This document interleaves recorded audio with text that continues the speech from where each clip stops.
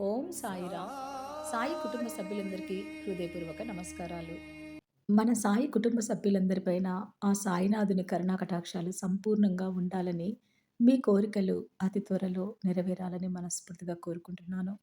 ఈరోజు బాబాగారు ఒక గొప్ప సందేశాన్ని మనందరికీ అందించబోతున్నారండి. బాబాగారి సందేశం పూర్తిగా వినబోయే ముందు నాదొక చిన్న రిక్వెస్ట్ అండి.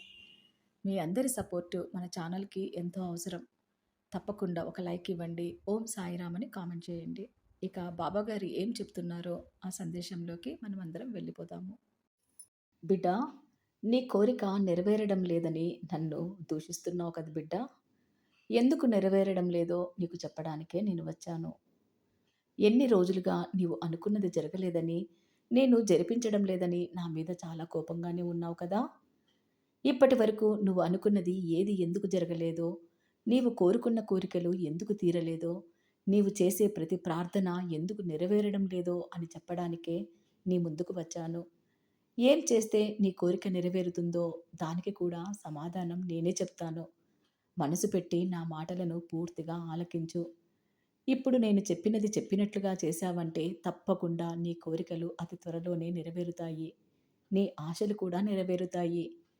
నీ కోరికలు నేను తీర్చడం లేదని ఈ బాబా ఎందుకు నా పట్ల అంత నిర్లక్ష్యంగా ఉన్నాడు? నా విషయంలో ఎందుకు జాప్యం చేస్తున్నాడు? నిజంగా ఈ బాబా నా కోరికలు నెరవేరుస్తాడా లేదా? ఇంతకాలం ఇతడిని అనవసరంగా పూజించాను. నా కోరికలు తీర్చని ఇతనిని పూజించడం దండగా అని నీవు పదే పదే అనుకుంటున్నావని నాకు తెలుసు. నీవు అనుకున్నది నిజం కాదు. నీవు అడిగిన ప్రతి ఒక్కటి తప్పకుండా నెరవేర్చడానికే నేను ప్రయత్నిస్తూనే ఉన్నాను. నీవు నాకు ఎంతో ప్రియమైన బిడ్డవి. నీ పైన నాకు అనంతమైన ప్రేమ ఉంది. నీవు నన్ను చూసినా, నీవు నాకు కనిపించినా, నిన్ను ప్రేమతో ఆనందంగా అలానే చూస్తుంటాను. నీవు నా వద్దకు వచ్చి ఏమి అడిగినా వాటిలో జరిగే వాటికి తథాస్తు అని నీ కోరికలన్నిటినీ నెరవేర్చాను. బాగా గుర్తు చేసుకో. నీవు అడిగిన కోరికలను నేను చాలా మటుకు నెరవేర్చాను కదా. బాబా, నాకు కీర్తి ప్రతిష్టలు కావాలి అని నీవు నా ముందు అడిగినప్పుడు నీకు ఎన్నో మార్గాలను చూపించాను. అలాగే అవకాశాలను కల్పించాను. బాబా, నాకు మంచి ఉద్యోగం కావాలి అని అడిగినప్పుడు నీకు మంచి ఉద్యోగం వచ్చేలా చేశాను. అలాంటి చక్కటి అవకాశాలను కూడా చూపించాను.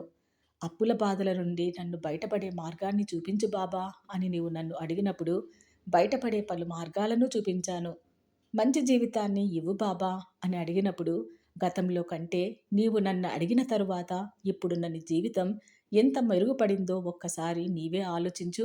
నీ సమంజసమైన కోరికలను నెరవేరుస్తూ వచ్చాను. నీ కోసం ఇన్ని చేస్తున్న నా గురించి నీ మనసులో ఏమనుకుంటున్నావో నేను చెప్పనా? బాబా, నిన్ను నమ్ముకున్నందుకు నీ వద్దకు వచ్చి నేను చాలా కష్టాలు అనుభవిస్తున్నాను. నా కష్టాలు ఏ ఒక్కటి నీవు తీర్చడం లేదు. నేను నీకు అనేక మార్గాలు చూపించినా కూడా నీ కోసం నేను ఏమీ చేయలేదు అన్న భావన నీ మనసులో అలాగే ఉండిపోయింది. నిజం చెప్పు. ఇదే కదా నా పట్ల నువ్వు అనుక్షణం అనుకుంటున్న మాట? నేను ఎప్పుడూ అబద్ధం చెప్పను. నేను సత్యవాక్కునే పలుకుతాను. నీవు అడిగిన ప్రతి కోరికను నెరవేర్చడానికి నేను ఎంతగానో కృషి చేస్తుంటాను. ఒక్కొక్కసారి కాలం కలిసిరాక ఆ పనులు ఆలస్యమవుతాయి. నీ గుండెలపైన చెయ్యి వేసుకుని చెప్పు బిడ్డా. నా ముందు నువ్వు వచ్చి, బాబా, నేను చాలా కష్టపడుతున్నాను. నాకు మార్గం చూపించు అనగానే నీకు ఉపశమనం కలిగించే తేలికైన మార్గాన్ని చూపించలేదా? అప్పుల బాధతో తట్టుకోలేకపోతున్నాను బాబా, నాకు మార్గాన్ని చూపించు అనగానే అప్పులు తీరే మార్గాలను ఎన్నో చూపించాను కదా. ఉద్యోగం లేదని ఒకసారి, ప్రశాంతత లేదని మరొకసారి, అప్పులు తీరాలని ఇంకొకసారి, ప్రమోషన్ కావాలి, ఇవి కావాలి, అవి కావాలి అని ఎన్ని నువ్వు అడగలేదు చెప్పు? నీవు కోరుకున్న వాటిలో ఎన్ని తీర్చలేదు నేను? బాబా, అనారోగ్యంతో బాధపడుతున్నాను. నాకు అనారోగ్యం నుండి బయటపడే ఒక చక్కని మార్గాన్ని మీరే చూపించాలి అని అడిగినప్పుడు నేను చూపించలేదా? నీ ప్రతి సమస్యను నా సమస్యనగానే కదా భావించాను. నీ న్యాయమైన కోరికలన్నిటినీ నేను తీరుస్తూనే వచ్చాను కదా. ఇన్ని కోరికలు తీర్చిన నేను, నీవు కోరుకున్న ఆ ఒక్క కోరిక త్వరగా తీరేలా చేయడం లేదు అంటే దానికి ఎన్నో కారణాలు ఉంటాయని నీవు ఎందుకు అర్థం చేసుకోవడం లేదు? ఆలస్యమైనా సరే నీకు మంచే కదా చేస్తాను. నీ పైన ప్రేమతో అన్ని విధాల జాగ్రత్తలు తీసుకొని భవిష్యత్తులో ఎలాంటి కష్టం నీకు రాకూడదు అన్నదే కదా నా ఈ ప్రయత్నం. అందుకే నీ జీవితానికి సంబంధించిన అతి ముఖ్యమైన కోరిక పట్ల ఆలస్యం జరుగుతున్నది. నీ విషయంలో ప్రతిదీ ఆచితూచి నిర్ణయం తీసుకోవాలి. ఎందుకంటే అది నీ జీవితంలో సంతోషాన్ని ఇవ్వాలే తప్ప బాధను మిగిల్చకూడదు. ముందుగా నా పైన నీకున్న వ్యతిరేక భావాన్ని నీ మనసులో నుంచి పూర్తిగా తొలగించు.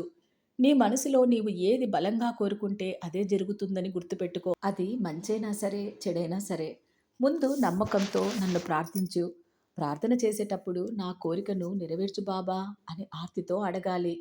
ఆరోగ్యం, ఐశ్వర్యం, ఉద్యోగం, జీవిత భాగస్వామి ఇలా కోరిక ఏదైనా సరే నా పైన పూర్తి విశ్వాసంతో, శ్రద్ధ సబూరితో మాత్రమే నన్ను అడగాలి.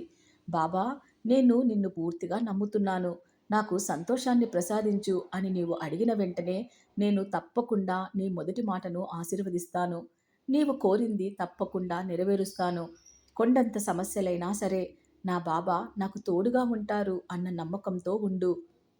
తప్పకుండా ఆ కొండంత సమస్యను నీకెలాంటి భారం లేకుండా నేను మోస్తాను. నీవు కోరుకున్న కోరిక నెరవేరుతుంది అని పూర్తి విశ్వాసంతో, నమ్మకంతో ఉండు.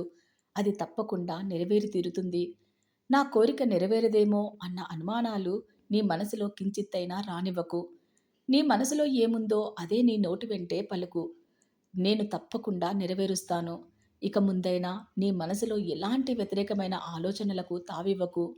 నీ మనసు చేసే మంచి చెడులు అన్న ఆలోచనల బట్టే నీ కోరిక నెరవేరుతుంది అన్న విషయాన్ని బాగా గుర్తుపెట్టుకో.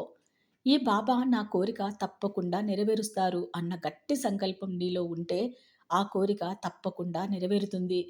ఈ బాబా నా కోరిక ఎక్కడ తీరుస్తాడులే, ఆయన ఉట్టి పకీరు, నా మాట వినడు అని నీ మనసులో గట్టిగా అనుకుంటే అదే జరిగి తీరుతుంది. నీ ప్రార్థనలు ఎందుకు నెరవేరడం లేదో ఇప్పుడు అర్థమైందనుకుంటాను. అందుకే నీ మనసులో ఏది ఆలోచన చేస్తే అదే జరిగి తీరుతుంది. ఇప్పుడు నీతో చెప్పిన ప్రతి మాటను గుర్తుంచుకుంటావు కదా! అన్ని వేళలా నీ మంచి కోరే గురువుని నేను. మంచి మార్గాన్ని చూపించే నీ బాటసారిని నేను. మంచి చేయడానికి ఎప్పుడూ సిద్ధంగా నీ వెంటే ఉన్నాను. నా ఆశీర్వాదం ఎప్పుడూ ఎల్లవేళలా నీకు తోడు, నీడగా ఉంటుందని మర్చిపోకు. ఇప్పుడు నేను చెప్పింది నీకు అర్థమైందనుకుంటాను. నీ కోరిక ఎందుకు ఆలస్యం అవుతుంది అని. ఇక ముందైనా పూర్తి విశ్వాసంతో, శ్రద్ధ, సబూరితో నన్ను ప్రార్థించు. నీ కోరికలన్నీ తప్పకుండా నేను నెరవేరుస్తాను. విన్నారు కదండీ బాబాగారు చెప్పిన ఈ అద్భుత సందేశాన్ని. ఈ సందేశం మీ మనసుకు దగ్గరగా ఉన్నట్లయితే తప్పకుండా లైక్ చేయండి. అలాగే ఓం సాయిరామ్ అని కామెంట్ చేయడం మాత్రం మర్చిపోకండి. మన ఛానల్‌ని సబ్స్క్రైబ్ చేసుకొని నాకు కొద్దిగా సపోర్ట్ అందిస్తారని ఆశిస్తున్నాను. మరొక మంచి సాయి సందేశంతో మీ ముందుకు వచ్చి మళ్ళీ కలుస్తాను. అంతవరకు సెలవు. సర్వే జన సుఖినో భవంతు. ఓం సాయిరామ్.